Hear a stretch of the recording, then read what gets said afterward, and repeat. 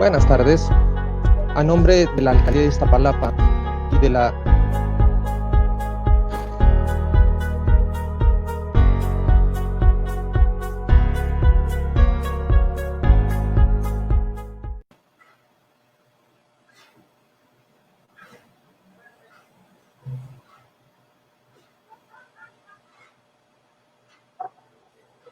Buenas tardes. A nombre de la Alcaldía de Iztapalapa y de la Dirección Ejecutiva de Cultura, les damos la más cordial bienvenida a esta nueva emisión del segundo módulo del Seminario Cuitláhuac, Raíz, Historia y Tradición. En esta ocasión, con la participación del doctor Miguel Pastrana Flores, con su conferencia Cuitláhuac, la oposición a la presencia española. Él es licenciado y doctor en Historia por la Facultad de Filosofía y Letras de la Universidad Nacional Autónoma de México. Es investigador del Instituto de Investigaciones Históricas de la UNAM, es profesor de la licenciatura en Historia en la Facultad de Filosofía y Letras también de esta casa de estudios y tutor del programa de maestría y doctorado en Historia por la UNAM. Es autor de libros como Arte Tarasco, de 1999, Historias de la Conquista, Aspectos de la Historiografía de Tradición Náhuatl, del año 2004, Entre los Hombres y los Dioses, Acercamiento al Sacerdocio del Calpulli, entre los Antiguos Nahuas, del año 2008, Teotihuacanos, Toltecas y Tarascos, de 2013, y con Rosa Camelo editó el libro colectivo La Experiencia Historiográfica, octavo coloquio de análisis historiográfico del Instituto de Investigaciones Históricas y la UNAM en el año 2009. Ha publicado varios artículos en revistas académicas, entre los que pueden mencionarse Los presagios de la conquista como forma de conciencia histórica del Colegio de Michoacán, La idea del Tzelzáhuatl, de la historiografía novohispana, de la tradición náhuatl a la ilustración, en estudios de cultura náhuatl, Una historiografía en busca de historiadores, el estudio de la historiografía en la tradición indígena, La entrega del poder de Motecuzoma, una propuesta crítica en estudios de cultura novohispana, este mismo año. Igualmente, ha publicado diversos capítulos de libros entre los que puede mencionarse Historiografía de tradición indígena, El corazón del hogar, ensayo sobre una educación femenina entre los antiguos nahuas, La caída de Tula en el Códice Florentino, escritura y rescate de la memoria náhuatl de un desastre en un contexto catastrófico, y Tlahuilcali, el señor de la Casa de la Negrura, acercamiento a un alto dignatario mexica. Y sin más preámbulo, le damos la más cordial bienvenida al doctor Miguel Pastrana Flores para que iniciemos con la conferencia del día de hoy. Adelante, doctor. Buenas tardes. Muy buenas tardes a todos. Agradezco la atención que tienen a esta serie de charlas y agradezco también puntualmente la gentil invitación que me turnaran para poder participar gustosamente de mi parte con la Alcaldía de Iztapalapa en este ciclo cultural que siempre será muy importante, la difusión de nuestro conocimiento histórico y los resultados de que va obteniendo la investigación. Entonces, sin más preámbulos, empezamos ya con la presentación misma de las imágenes y con la charla. Bien.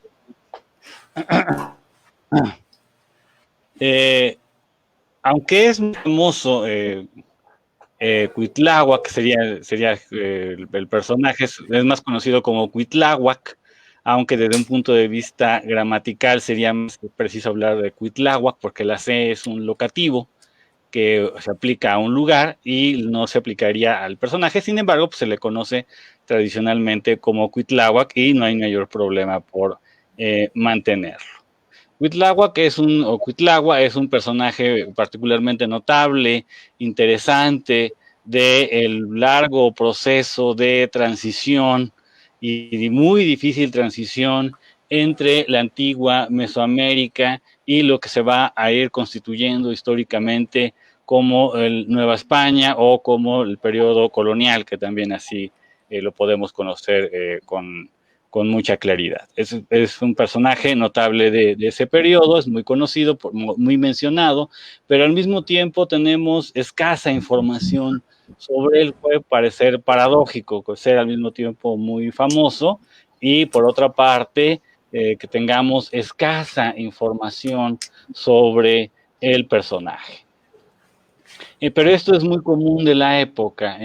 Recordemos que es una época complicada, no hay servicios de archivos propiamente establecidos y los que hay sufren diversas destrucciones, no solamente en la época, sino a lo largo del tiempo, no solamente en el periodo colonial, sino por supuesto también en la independencia y hoy en día, recordemos, sigue habiendo poco interés por preservar mucho tipo de información.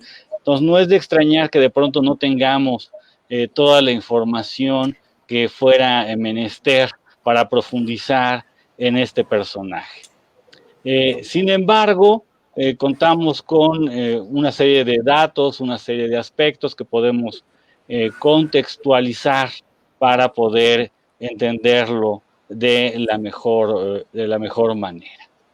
Por una parte, Cuitláhuac era alguien que pertenecía a linajes muy prestigiosos de poder de la Cuenca de México.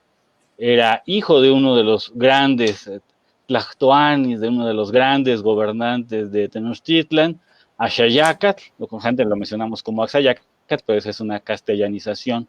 La X en lenguas indígenas suena como CH inglesa, entonces el nombre correcto sería Axayácatl.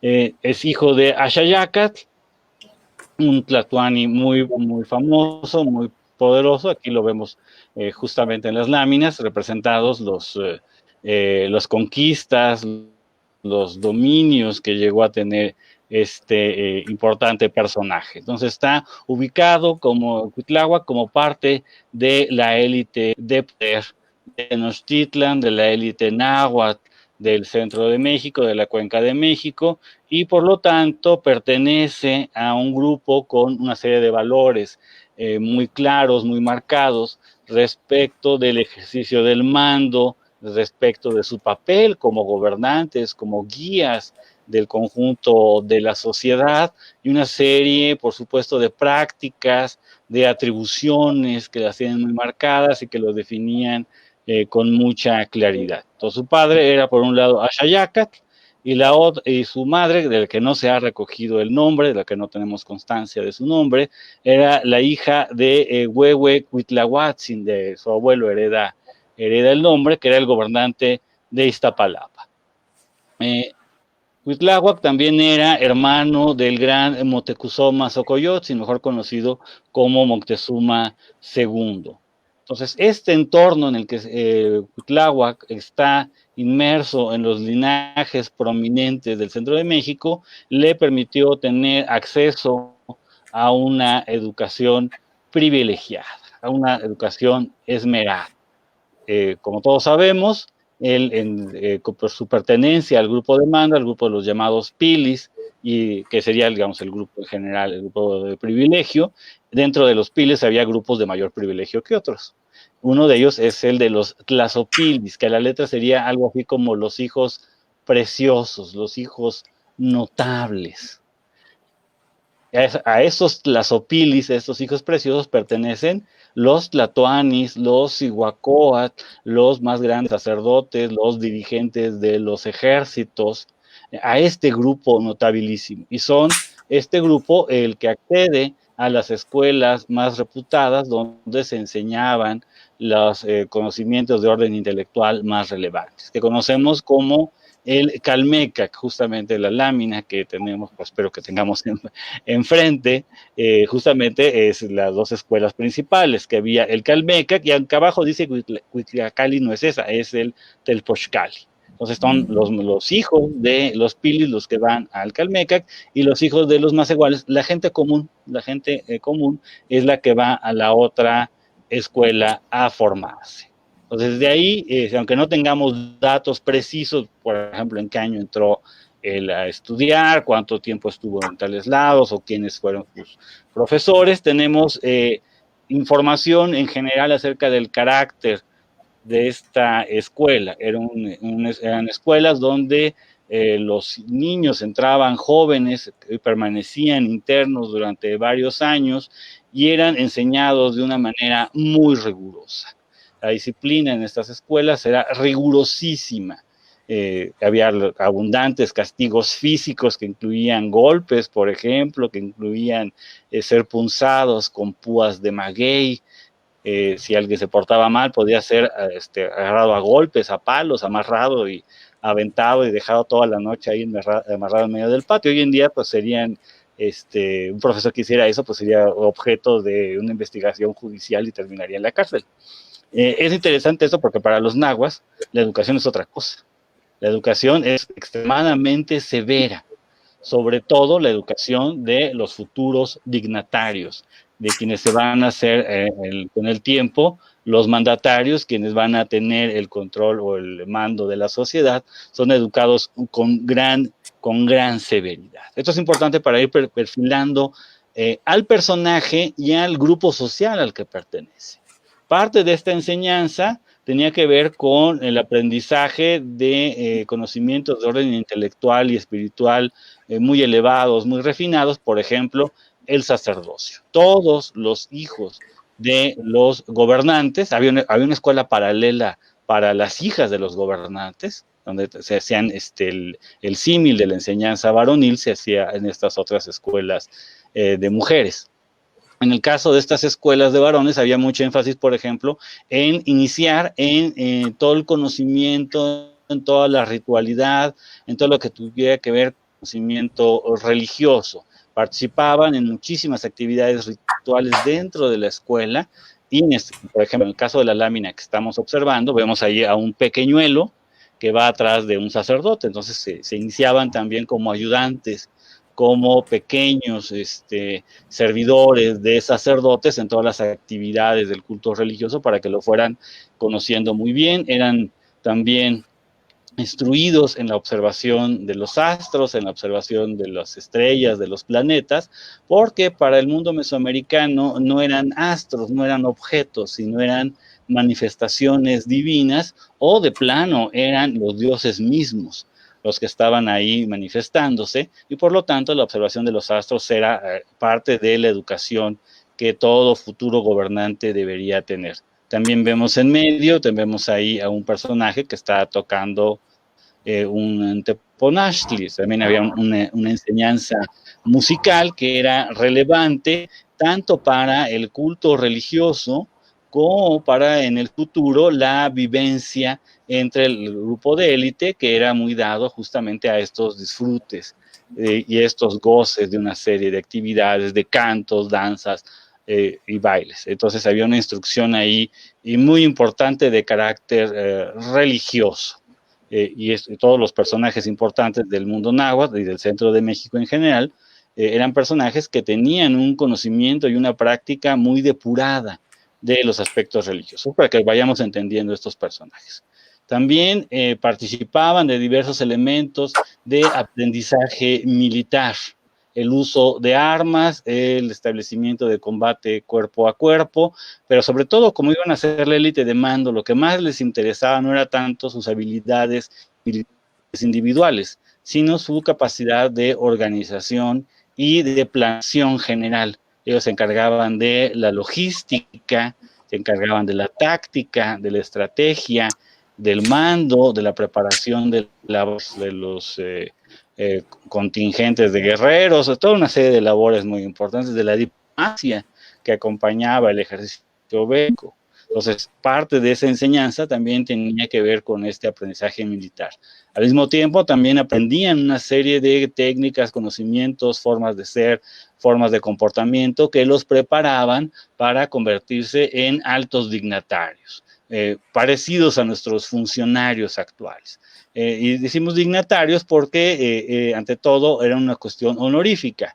Tenían grandes responsabilidades, pero también recibían grandes honores. Entonces, de estas escuelas se preparaban los hijos de los gobernantes que en el futuro iban a sustituir a sus padres en el mando político, en el control administrativo, en el mando y dirección de la guerra y, por supuesto, en el culto a los dioses. Entonces, están muy vinculados con todas esas cosas.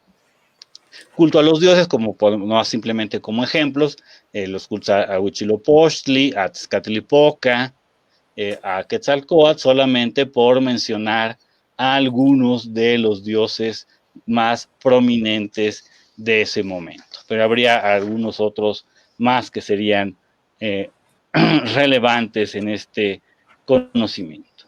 Cuitláhuac, también sabemos que cuando la gente salía de esta escuela para casarse, eran matrimonios arreglados. Cuitláhuac se casa muy pronto, entre los 15 y 18 años era la edad en que la gente se casaba en general, con matrimonios arreglados, porque son sobre todo porque la gente del linaje, entonces hay nexos de poder, alianzas políticas que están en juego y no se pueden dejar a la libre elección de las personas, porque son nexos muy importantes. Cuitláhuac sabemos que fue un gran guerrero, fue un guerrero notable, participó en diversas campañas militares en los valles centrales de Oaxaca y alrededores, también en Atlisco, lo que hoy es Puebla, en Cuauquecholan. En todas estas se distinguió como un guerrero valeroso, pero sobre todo como un jefe muy bien organizado, un jefe capaz, que obtuvo grandes resultados. Entonces todo esto lo va preparando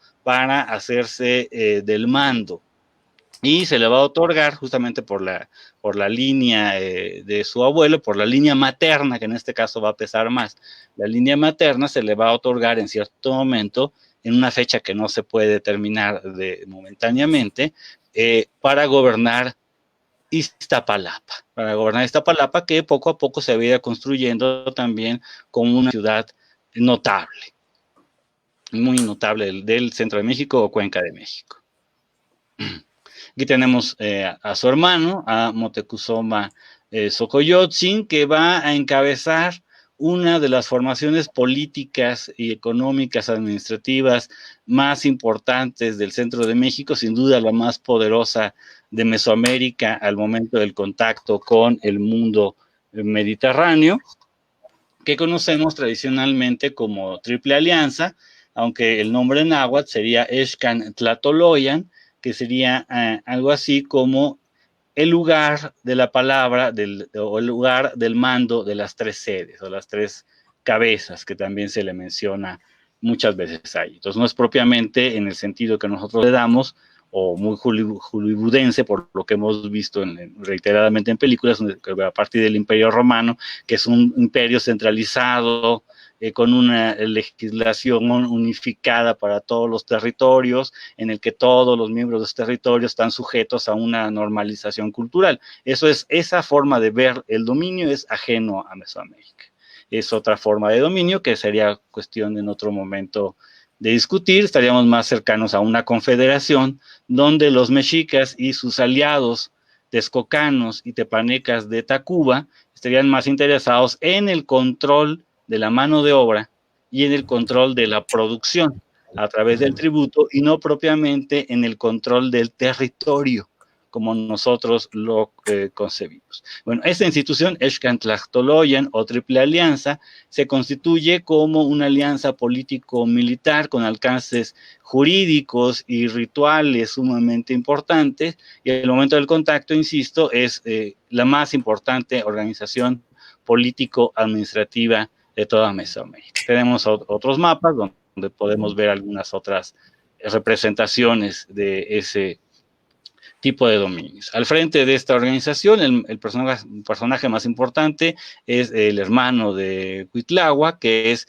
Moctezuma Xocoyotzin, que va a presidir en primer lugar esta institución.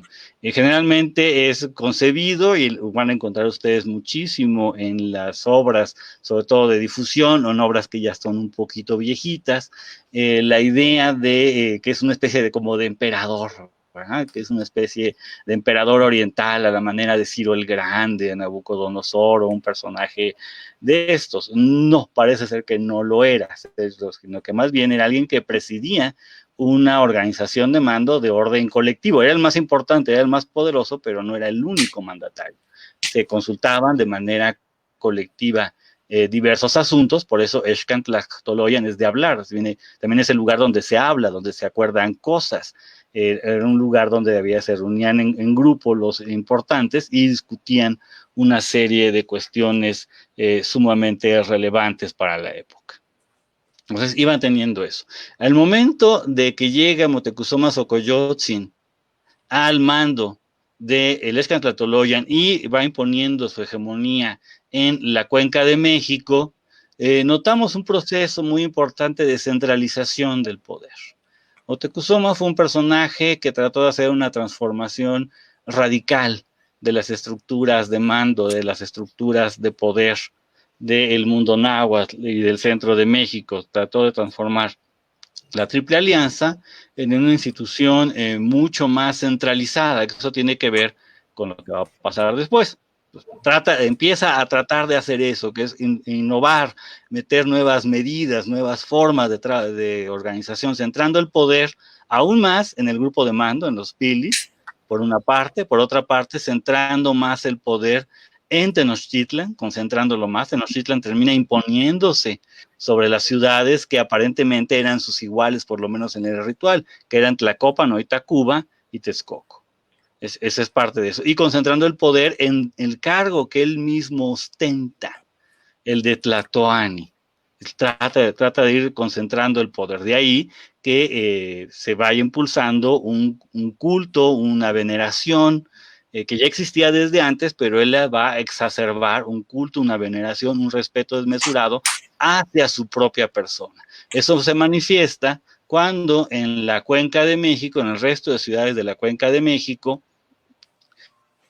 cuando hay sucesiones, Moctezuma aprovecha para ir imponiendo o para ir sesgando la balanza de designaciones en favor de parientes directos suyos, sobrinos, hermanos, como es el caso de Cacama en Texcoco, o del mismo Cuitláhuac en Iztapalapa. Son parte de esta reconformación. Entonces, son algunos mapas nada más para que nos orientemos un poquito, porque el panorama que nosotros podemos ver hoy en día pues, dista mucho de parecerse al panorama geográfico que era visible en aquella época. Entonces se va reconformando poco a poco el poder de la Cuenca de México a partir de las políticas centralizadoras de Moctezuma. Una serie de acercamientos. Es el periodo también en que Tenochtitlan y su gemela Tlatelolco terminan fundiéndose en una sola mancha urbana y van a alcanzar su cúspide de poder. Entonces va a ser ese momento muy particular en el que van a alcanzar un enorme poder. Es el momento de esta ciudad que se parece como de ensueño, era esa ciudad lacustre inmensa para su época. En sus términos es una ciudad relativamente pequeña para sus términos, era lo que era Nueva York en los 50, era una ciudad gigantesca e imponente. No era la única ciudad lacustre, tenemos un poco esa idea de que era una isla y que no había otras islas habitadas, había un montonal de islas o ciudades que eran mitad en tierra firme y mitad expandida sobre el lago. Iztapalapa era una de estas. Los mexicas están en un momento de gran esplendor, de gran pujanza, imponiendo sus costumbres, expandiéndose.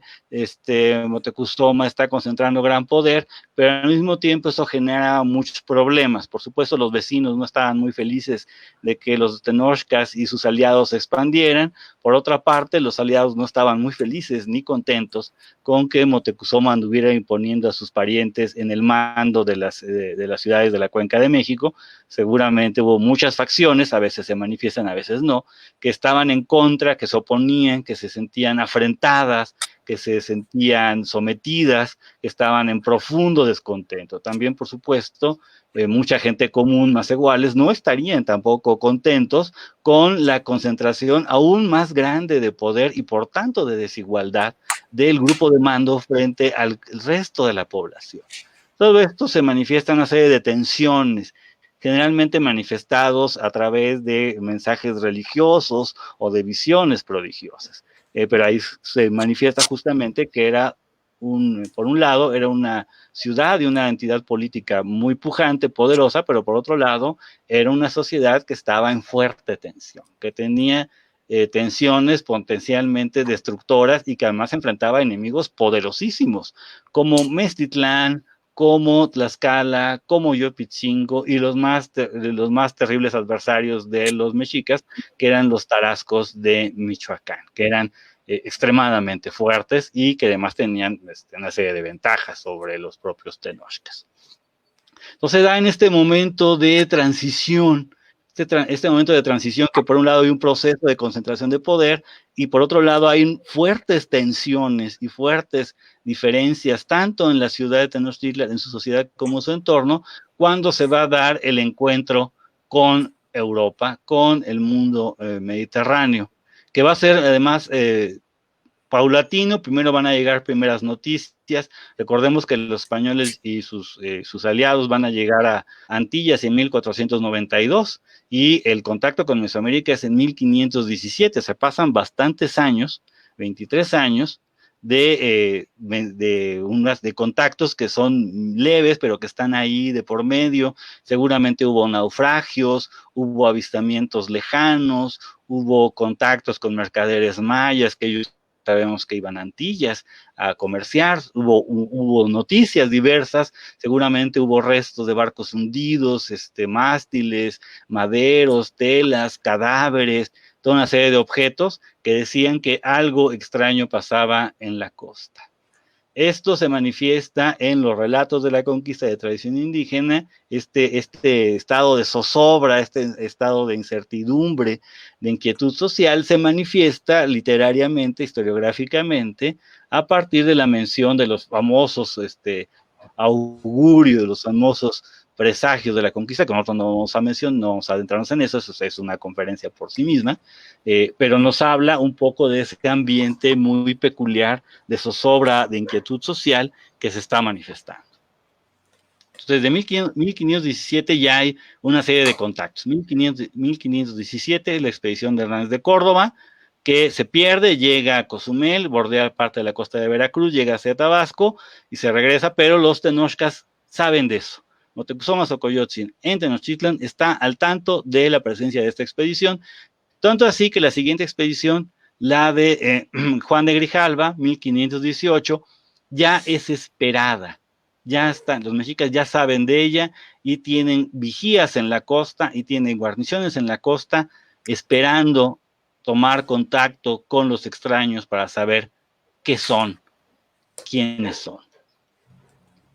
Aquí justamente tenemos una lámina muy bonita del Códice Oban, donde en el C. Acachihuit, en el año 1 Caña, correspondiente a nuestro 1521, se dan ya los primeros contactos ya más en firmes. Ahí está un barquito de 3 mástiles, encima está un bulto, que es un bulto funerario, es un muerto, y está ahí el nombre jeroglífico de Moctezuma. No muere en ese año, pero es una manera sintética de representar este tipo de cosas. O se van a dar los primeros contactos entre los españoles y el mundo del centro de México, el mundo náhuatl, y por supuesto con el Xcan Tlahtoloyan. La pregunta inicial que van a enfrentar los tenochcas, los mexicas y los nahuas en general, y todos los mesoamericanos, es ¿qué son estos compadres? ¿Qué son? ¿Dónde vienen? ¿Qué se dedican? ¿Qué tan humanos son? ¿Son monstruos? ¿Son engendros? ¿Son gente que viene huyendo de otra cosa? ¿Qué son? ¿Son migrantes que quieren asentarse? ¿Qué son? Entonces hay una serie de medidas para saber quiénes son, entre ellas la más bonita es la de la comida. Les mandan embajadas de comida para saber de qué se trata, les mandan alimento divino, copal, les mandan otro alimento divino que es sangre humana, y por supuesto les mandan tamales, pozole, les mandan guajolote. Los españoles, desde el momento mismo en la costa del Golfo que comen el alimento de los hombres comunes, se manifiestan como hombres comunes, pero con capacidades guerreras particularmente notables, por lo que son muy poquitos.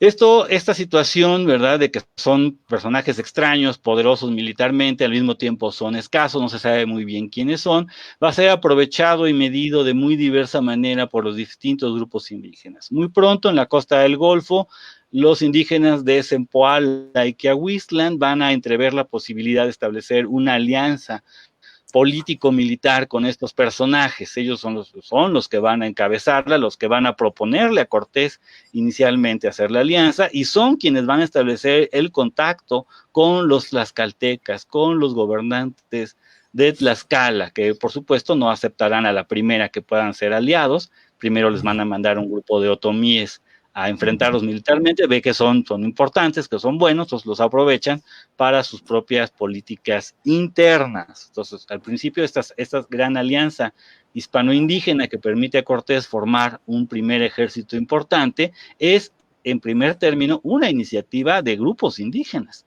Aquí tenemos otra lámina muy bonita que tenemos a Cortés y abajo a Marina, a doña Malinche, tratando uno con los varones y otro con las mujeres de rango, y otra con las mujeres de rango, justamente tratando los términos de la alianza. Entonces, el momento que Cortés llega a Tlaxcala, ya tenía una primera alianza con Zempoala y Quiahuiztlan, la refuerza con una alianza con Tlaxcala, y a partir de ahí ya empieza a tener un ejército notable. Esta es muy bonita también de Cortés ahí de frente. Entonces va a ser una primera alianza militar muy importante, con la cual van a emprender un hecho fundamental, que va a ser la matanza de Cholula. A Cortés y compañía, Cholula no le significaba nada porque no la conocían, no tenía valor estratégico para ellos. Sin embargo, era el gran rival de Tlaxcala por el control de Puebla Tlaxcala. Todo parece indicar que son los tlaxcaltecas los que impulsan a Cortés a llevar a cabo este acto,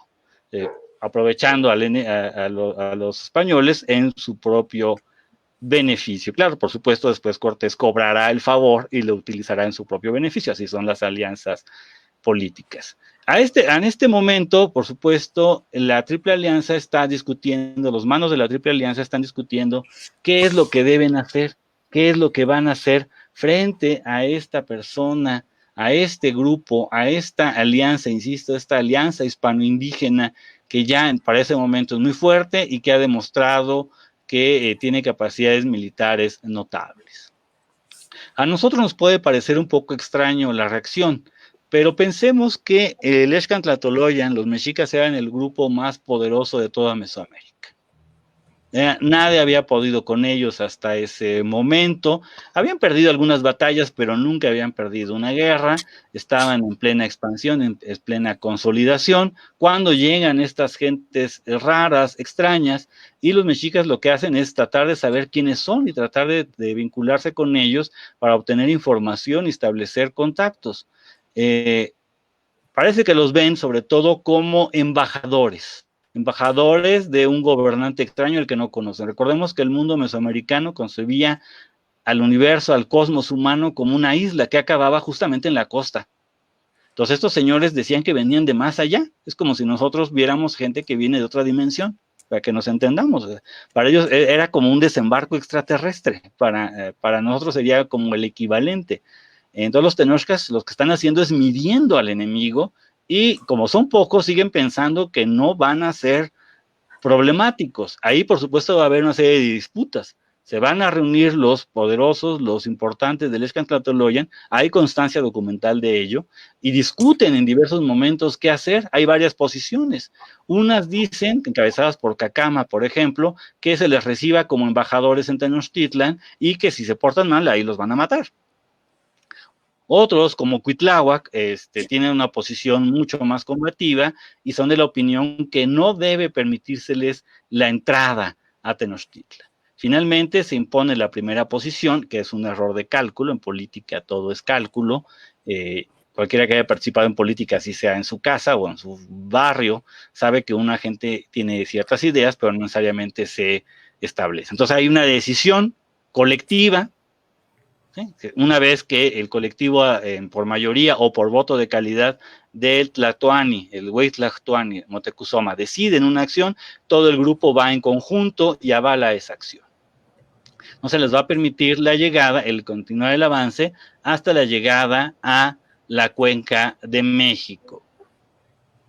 Van a entrar en la zona de los lagos, van a pasar por Ayotzingo, por ejemplo, y por supuesto pasarán en un momento por Iztapalapa. Ahí justamente tenemos en este mapa de Uppsala hacia el centro, tenemos la representación de Iztapalapa. Aquí tenemos otra lámina de la relación, de una relación geográfica colonial, donde vemos justamente Iztapalapa y vemos justamente el nombre jeroglífico de Iztapalapa, ahí lo ponemos, en escritura jeroglífica náhuatl.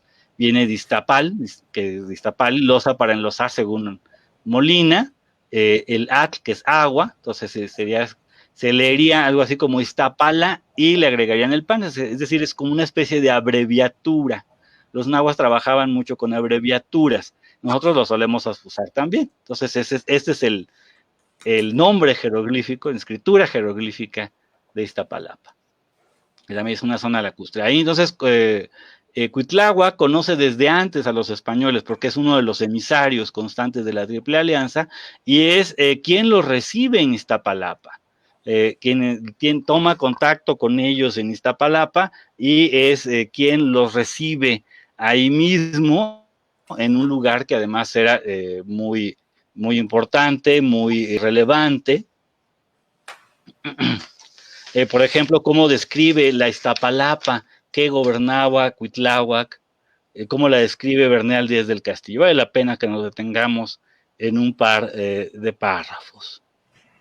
Dice, y desde que entramos en aquella ciudad de Iztapalapa, de la manera de los donde nos aposentaron, de cuán grandes y bien labrados eran, de cantería muy prima, o sea, muy fina, y manera de ser y otros buenos árboles olorosos con grandes patios y cuartos, cosas de ver y entoldados con paramentos de algodón.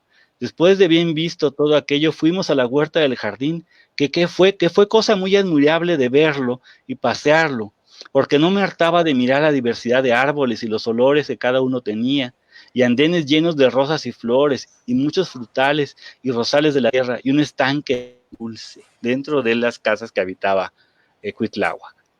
Y otra cosa de ver, que podían entrar en el vergel grandes canoas desde la laguna por una abertura que tenía hecha, sin saltar en tierra, todo muy encalado y lucido, y de muchas maneras de piedras y pinturas en ellas, que había harto que ponderar, y de las aves de muchas diversidades y raleas que entraban en el estanque.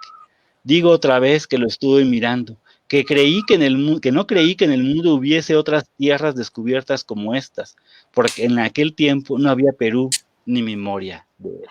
Entonces no solamente Tenochtitlan, sino también otras ciudades lacustres de la Cuenca de México son presentadas con un máximo esplendor material. Entonces, esta ciudad que también impresionó a Bernal Díaz del Castillo, al mismo Cortés y a otros capitanes españoles, es la ciudad que mandaba Cuitláhuac, una ciudad poderosa, una ciudad riquísima, una ciudad que estaba en su cúspide de esplendor material. Entonces, esa es la ciudad que está ahí. Eso, Cuitláhuac recibe a Cortés el 7 de noviembre de 1500.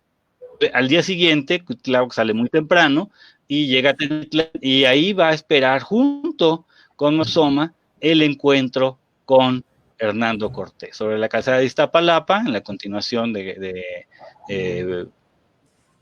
Antonio Abad y luego Pino Suárez, a la altura del Hospital de Jesús, se va a dar ese encuentro y Cuitláhuac está ahí. Está justamente en ese encuentro. Acompañan, en el último tramo, acompañan a Moctezuma Xocoyotzin 4 grandes dignatarios. El señor de Texcoco, el señor de Tlacopan, el señor de Coyoacán y el señor de Iztapalapa, Cuitláhuac.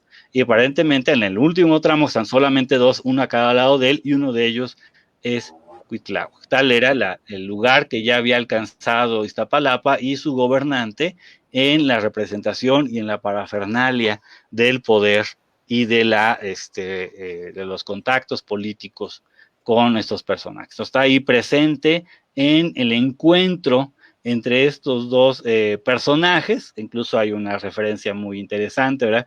Cortés se baja del caballo, se pega del caballo y trata de abrazar a Moctezuma, y Cacama y Cuitláhuac lo detienen, ¿verdad? Para que no lo toque, en parte por protocolo, pero en parte también porque el Tlatoani de Moctezuma es considerado como una especie de repositorio, de contacto, de puente con el poder de los dioses mismos. Por lo tanto, los seres humanos comunes y corrientes no pueden entrar en contacto directo con él, porque es una extensión del poder mismo de los dioses. Cortés podría haberlo fulminado en ese momento y por eso lo detienen. Por eso, es interesante que los indígenas no tienen problema para tocarlo, pero que el otro no lo toque. Ahí sí hay problema, ahí hay una cuestión fundamental. Entonces, lo van a recibir en Tenochtitlan. Es muy claro que es el encuentro final. Moctezuma quiere saber quién es este sujeto, quiere platicar con él, quiere conocerlo muy de cerca y así poder finalmente tomar una determinación. Hay un protocolo muy estricto entre los pueblos mesoamericanos de cómo se debe tratar a los embajadores. Después puedes declararles la guerra, los puedes matar, los puedes descuartizar, los puedes sacrificar, pero en el momento mismo del trato merecen un respeto enorme, merecen una gran consideración. Pero Cortés viene del mundo renacentista, viene del mundo de la guerra, que ha sido una guerra de 800 años con el mundo musulmán, viene de las guerras italianas, pues para él viene de otra manera, él viene con otras ideas. Él también, Cortés, recordemos, viene de ilegal, o sea, es un conquistador que viene huyendo de Cuba, porque si no lo van a apresar y lo van a meter a la cárcel. Él no puede darse el lujo de regresar. Él se da cuenta que, bueno, sí tiene aliados, pero finalmente está en una ciudad lacustre muy poderosa, con guerreros temibles. Entonces, hace lo único que podía hacer en ese momento, que hoy nos puede parecer terrible, y lo fue, sin duda alguna, pero tiene una lógica militar. Es apresar a Moctezuma, volverlo rehén, no solamente a él, sino a otros muchos dignatarios, justamente para evitar ser atacados, para evitar ser sometidos por los grupos indígenas. Llega en algún punto incluso a esta cuestión de ponerle cadenas, de ponerle grilletes en los pies a Moctezuma. Esto va a causar, por supuesto, una gran expectación, un gran problema en la élite náhuatl de mando del centro de México, porque es una sociedad extremadamente jerárquica. La cadena de mando está cooptada en su cúpula. Nadie de inferior rango puede tomar la iniciativa porque hay un respeto gigantesco a la autoridad superior.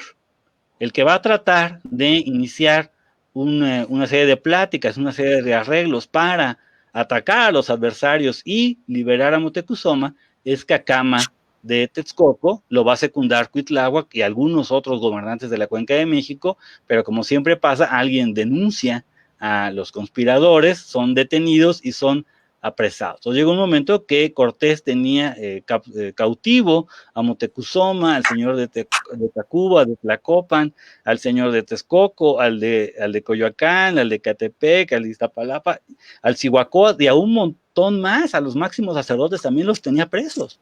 Entonces había cooptado a la élite de mando, eso luego se nos escapa. Entonces no había nadie que pudiera tomar la iniciativa para enfrentar a estos, porque el mando, insisto, venía de la misma divinidad. Entonces no hay manera de saltarse ese mando en el mundo náhuatl. Es muy jerárquico. La ruptura se va a dar justamente por los propios españoles. ¿Cómo? Pues a través primero de la llegada de la expedición encabezada por Pánfilo de Narváez, organizada en Cuba, que tiene la intención de capturar a Cortés y llevarlo preso ante Diego de Velázquez y ahí ser juzgado. Y claro, por supuesto, medrar y ganar lo que se pueda en el camino. Pero Cortés se da cuenta que esto es muy grave, entonces parte con la mayor parte de su ejército. Cortés entra entre 350 y 400 hombres cuando llega, parte con la mayoría de ellos y muchos aliados hacia Zempoala, donde está Pánfilo de Narváez, que trae un ejército de más de 800 soldados, es un ejército muy superior. Español, en cuanto a españoles, trae más armas, trae más artillería, trae más arcabuces que Cortés. Y por supuesto, la pólvora la tiene completa. Deja Cortés en Tenochtitlan a Pedro de Alvarado, quien hace lo que todos conocemos, la matanza de Templo Mayor. No sabemos bien a bien por qué, hay una polémica ahí al respecto. No sabemos si es porque se sentía abrumado, se sentía realmente preocupado, sentía que iba a ser atacado por los mexicas, no sabemos si le ganó el pánico, no sabemos si de pronto tuvo un arranque de locura. Algunas fuentes nahuas y luego posteriores mayas de Guatemala van a sugerir que Pedro Alvarado padecía de sus facultades mentales. No sabemos bien por qué. El caso es que comete esta tropelía, comete esta masacre, y entonces cuando la población en general, ante la muerte de muchos de los miembros de la élite, porque los que estaban en Templo Mayor eran miembros de la élite de Tenochca, son asesinados, van a tomar las armas y van a poner sitio a Alvarado y a sus aliados indígenas en la Ciudad de México. Cuando regresa Cortés, le permiten llegar, le permiten entrar en paz, la gente se retira de la ciudad, y una vez que Cortés está dentro de la ciudad, entonces vuelven a establecer sitio. Sitian a los españoles y a sus aliados en el centro de México, que serían hacia las casas, las que llamadas casas viejas, que sería por donde está ahora, más o menos, el Nacional Monte de Piedad. Más o menos sería como toda esa manzana donde ellos estarían. Entonces va a haber ahí una serie de ataques, de conflictos. Los españoles van a empezar a padecer por falta de abasto con sus aliados. En particular, no está el tianguis, el famoso tianguis de Tlatelolco está cerrado, no hay manera de reabastecerse. Cortés exige a Moctezuma que salga y ponga orden y se reinicie el abasto, que ya no haya ataques. Moctezuma dice, pues ya a mí ya nadie me hace caso, ya no tengo tanto poder como antes, pero podemos mandar a alguien, podemos mandar a alguna persona que se encargue de esto. Y bueno, Cortés dice, bueno, ¿tú quién propones? Pues proponen a Cuitláhuac, o Cuitláhuac, que es al que proponen. Cortés lo deja salir, pero este hombre no se dedica a buscar la paz ni al abasto de los españoles. Sale e inmediatamente decide tomar el mando. No es el gobernante de Tenochtitlan, porque mientras esté vivo Moctezuma no puede ser nombrado Tlatoani, tiene que morir el otro para que se pueda investir un nuevo gobernante. Además tiene que pasar un proceso electivo con ciertas características que no se tiene, pero encabeza la resistencia, toma la coordinación de las fuerzas tenochcas y los aliados del resto de la cuenca que están llegando a atacar a los españoles, y estos con el tiempo se van a ver obligados a retirarse, porque no van a poder, ya se dan cuenta que si están más tiempo ahí, van a terminar siendo sometidos por hambre, por desgaste, por heridas. Entonces va a ocurrir lo que todos conocemos, la muerte de Moctezuma. No sabemos si fue al resultado de un golpe por una piedra, no sabemos si fue asesinado por los españoles, ahí hay una polémica, no hay manera de establecerlo. Lo que sí sabemos que es una ruptura total. Cuando muere Moctezuma, los españoles lo único que pueden hacer es retirarse, porque ahí sí ya no hay nada que impida a los otros abalanzarse de manera total frente a ellos.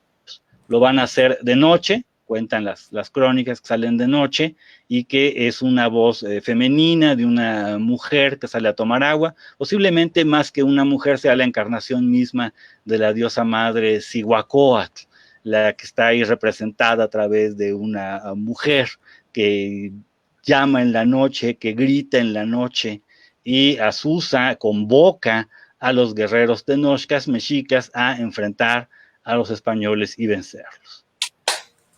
Entonces se va a dar lo que es la noche triste, encabezada por Cuitláhuac, que es el que va a establecer la estrategia para enfrentar a los españoles. Es la derrota más terrible que sufrieron las huestes españolas. Perdieron alrededor del 70% de todos los soldados españoles murieron ahí, alrededor del 70%, un poco más alto el porcentaje de indígenas que perecieron casi todos los caballos, perdieron toda la artillería, perdieron todos los arcabuces, perdieron toda la pólvora que todavía tenían, se lo perdieron muchísimo. Fue en términos militares, fue una derrota apabullante, no definitiva, pero sin duda apabullante, muy importante. ¿Por qué los mexicas no van a seguir con todo el poder a combatir a los españoles? En parte porque su ciudad ha sido sometida a una destrucción enorme, ha sido un lugar de combates, han perdido a buena parte de su élite, han perdido a muchos de sus guerreros jóvenes más valerosos en la matanza de Templo Mayor.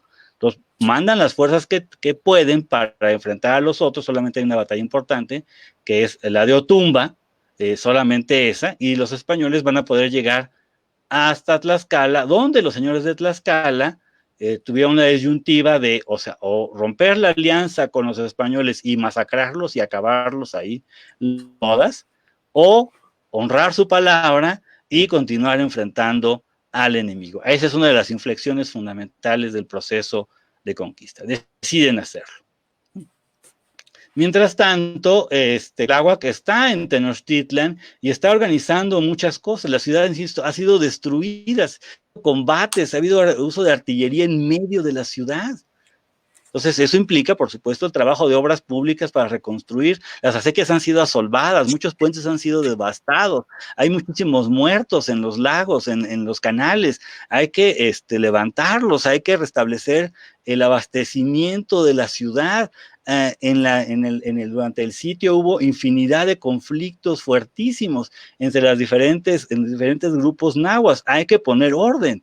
Cuitláhuac está abocado justamente a reorganizar su ciudad, a rearmar la estructura de mando mexica, a reestructurar la cadena de poder del ejército, a dar abasto al común de la población que está azorada, viendo que el liderazgo ha sido cooptado, ha sido descabezado en muchos momentos. Está abocado a eso, todavía sin llegar a ser Tlactoani. Trata, por supuesto, de enfrentar al enemigo, que ahora está refugiado en Tlaxcala. ¿Cómo lo va a hacer? Por un lado, con una política muy interesante, muy agresiva, muy innovadora, tratando de fortalecer las alianzas que ya tenían, de que no se vayan separando más gentes, aliarse con Cortés por una parte, tratando de establecer nuevos aliados con los mismos tlaxcaltecas. Hay un intento muy fuerte encabezado por los embajadores mexicas que han sido mandatados por Cuitláhuac para establecer una alianza con Tlaxcala. Sabemos que un grupo de tlaxcaltecas quería hacer la alianza, no se logró. Trataron de aliarse con sus enemigos más poderosos, con los mismísimos tarascos. Hay constancia de ello, pero los tarascos no les creen, dudan de ello. Dicen, no, mejor vamos a esperarnos a ver qué pasa. Y cuando pasa, pues la ciudad de Tenochtitlan ha sido sometida, entonces ellos piensan que ya no habrá posibilidad. También tratan, los mexicas y los tenochcas tratan de adaptarse a las nuevas armas que traen los enemigos, tratan de aprender el uso de las espadas capturadas, tratan de aprender el uso de los arcabuces, pero por supuesto no lo pueden lograr, tratan de aprender el uso de las ballestas, tratan de establecer estrategias para combatir a los caballos a través de fosos, a través de lanzas largas, a través de nuevas formaciones de combate, ensayan nuevas formas de evadir la artillería enemiga, evaden el conflicto en campo abierto para no verse sometidos por la caballería. Están intentando adaptarse de una guerra tradicional mesoamericana que lleva milenios desarrollándose a una guerra de corte renacentista moderna con artillería y caballería. No les alcanza el tiempo. Pero Cuitláhuac es alguien que trata de hacer esto. La contraofensiva española se va a dar justamente a través de la guerra de Tepeaca o Tepeyaca, y en ese interín va a pasar un asunto todavía, encima de todas las desgracias que habían pasado, una aún mayor, que es la epidemia de viruelas, que va a asolar a la población indígena en general. Va a ser nosotros lo vivimos, una epidemia para la cual la población no tiene defensa biológica, ni la medicina tiene soluciones frente a ella. En este caso fue asolador, fue verdaderamente asolador, fue tremendamente asolador. Una de las víctimas será justamente Cuitláhuac, que ahí tenemos en la tira de Tepexpan, vamos a hacer un acercamiento, como Cuitláhuac sucede a Moctezuma, va a gobernar solamente 80 días. Cuitláhuac muere entre el 25 de noviembre y el 7 de diciembre, más o menos, o sea que asumió el mando, como Tlatoani propiamente dicho, la primera quincena de septiembre de 1520. Antes es el caudillo principal, pero no es el Tlatoani. Es hasta la primera quincena de septiembre de 1520, cuando asume el mando Cuitláhuac. Entonces, en ese periodo muy corto, en el que no es Tlatoani, y luego cuando es Tlatoani, lo que trata de hacer Cuitláhuac es poner al día, reestructurar toda la estructura de mando y de poder mexica, poner al día a sus ejércitos, lo cual se dice muy fácil, pero era un hombre educado con una cierta tradición, la misma tradición que Moctezuma, pero demuestra una gran incapacidad o un gran intento por lo menos de adaptarse a las nuevas condiciones belicosas. Entonces Cuitláhuac aquí tenemos otra lámina donde está Cuitláhuac asumiendo el mando, y lo vemos asumiendo el mando y lo vemos ahí ya muerto. Tiene estas bolitas alrededor de su bulto funerario porque son las pústulas, son los granos, son estas ampollas que genera la viruela, los que están ahí representadas. Pues Cuitláhuac es un personaje ampliamente rescatable, aunque sepamos muy poco. escasas descripciones de su persona, por dos motivos fundamentales. Porque es un gobernante que le cae el mando en una situación crítica, tiene la visión para tratar de adaptar a una estructura añeja hecha para otras circunstancias, para otros enemigos, trata de adaptarla a una situación totalmente inusitada, totalmente novedosa, frente a adversarios con armas que no se habían visto nunca. Entonces es como las películas, es como hacerle la resistencia a la invasión extraterrestre, es una cosa de ese tamaño lo que intenta hacer Cuitláhuac. No le alcanza el tiempo. Y incluso si hubiera vivido, difícilmente hubiera podido, porque es el salto de toda una sociedad, y eso es extremadamente complicado, hacerlo en meses.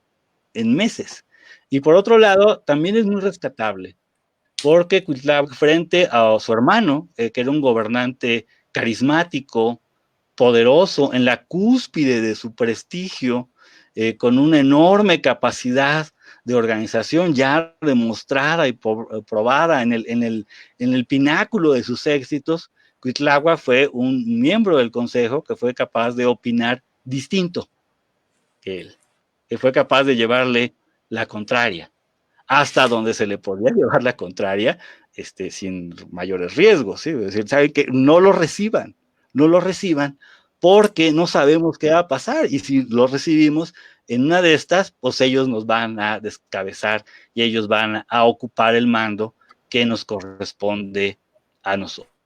Yo creo que Cuitláhuac en ese sentido es, por un lado, encarnación de los valores más tradicionales del alto mando mexica, un hombre profundamente religioso, un hombre muy valeroso, un gran guerrero, un gran administrador, un líder, y al mismo tiempo alguien que sabe disentir y alguien que sabe innovar.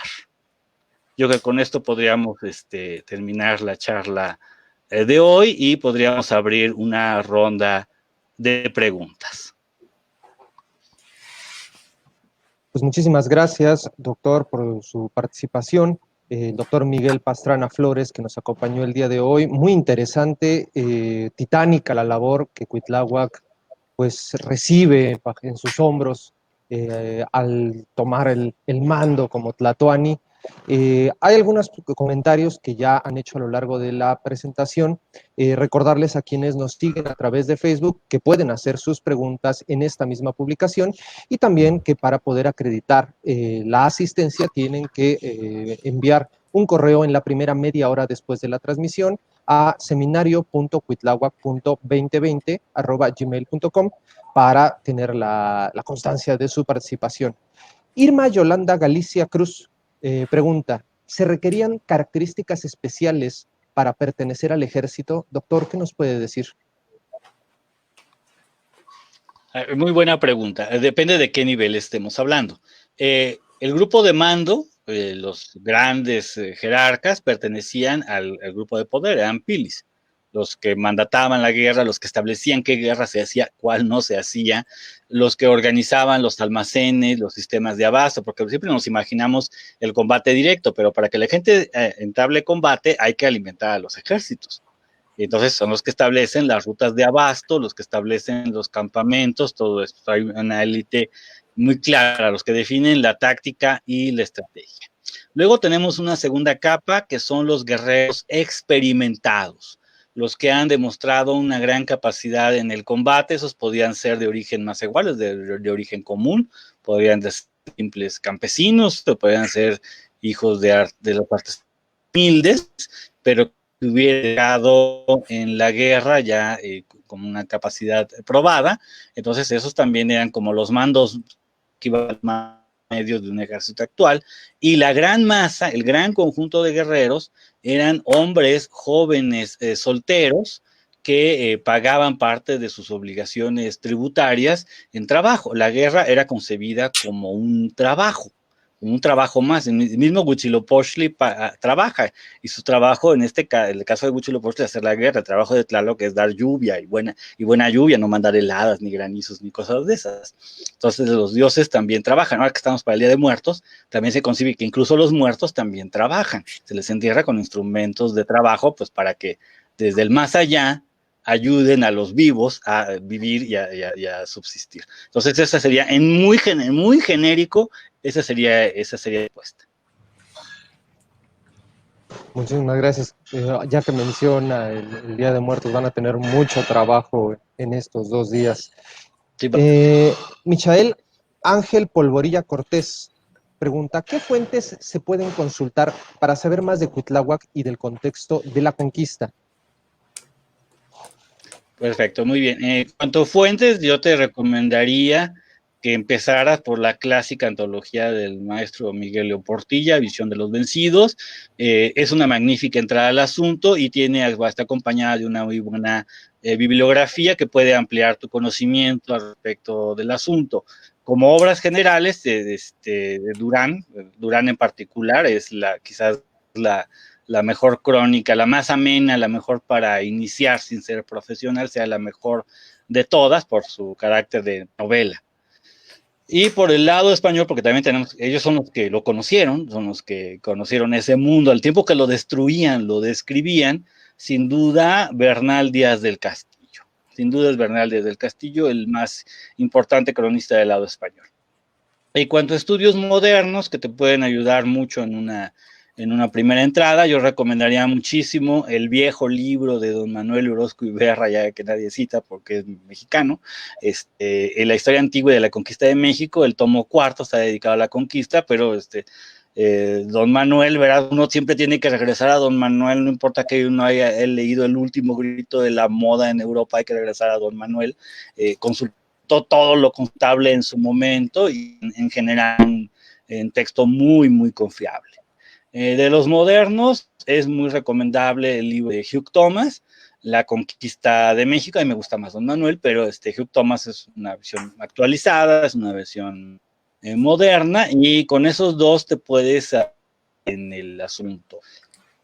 Y si quieres algo ya más especializado, hay algunos artículos sobre la guerra, los gobernantes en la revista Estudios de Cultura Nacional, que está en acceso abierto. La revista es publicada por el Instituto de Investigaciones Históricas de UNAM, es acceso abierto, entonces ahí también, como yo te recomendaría que eso como que al final, después tener un panorama general, ya pudieras buscar algunos artículos. Hay un par de trabajos específicos sobre Cuitláhuac, pero para poder valorarlos de manera adecuada es necesario como tener un primer bagaje. Entonces, con eso se podría hacer como una primera ruta crítica para acercarse a este personaje fascinante. Sí, semana a semana, justo con cada uno de los especialistas, lo que nos preguntan es, bueno, qué bibliografía pueden consultar para ahondar un poco más en el tema. Y bueno, para nuestro público, recordarles que todas las versiones de este segundo módulo están disponibles en el canal de YouTube Cuitláhuac Guerrero Victorioso, en donde pueden consultar tanto cada sesión como distintas cápsulas informativas al respecto. Hay dos preguntas que hace Angélica María y Andrea Vicente. Una de ellas, bueno, ambas tienen que ver con la vida, la parte final de la vida de Cuitláhuac. Andrea Vicente nos dice, al casarse joven Cuitláhuac tuvo descendencia, mientras que Angélica María nos dice, Cuitláhuac fallece, ¿se realizaron sus exequias? ¿Qué nos puede comentar? La élite de mando tenía reservada el uso de la poligamia. Cuitláhuac, al igual que todos los grandes mandatarios, se casó varias veces. Sí, tuvo descendencia que sobrevivió a la hecatombe de la conquista. En particular se menciona a un hijo suyo que también fue cronista, que también escribió algunas obras. Lo menciona Alba Esclizóchitl. No nos llegó la obra, pero Esclizóchitl rescata partes de ella.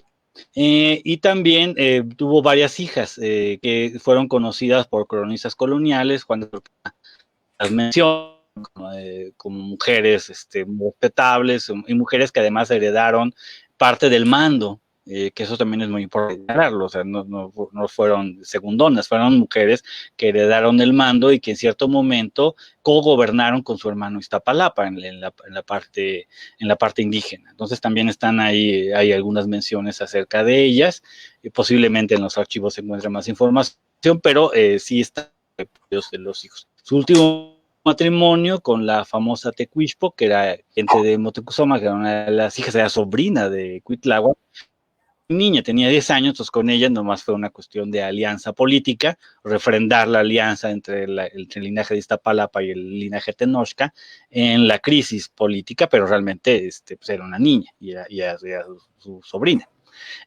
Sí, por supuesto, es el último de los tlatoanis que tiene todo el ritual completo, tanto de ascenso como de exequias. Ya a Cuauhtémoc ya no le tocó el exequias.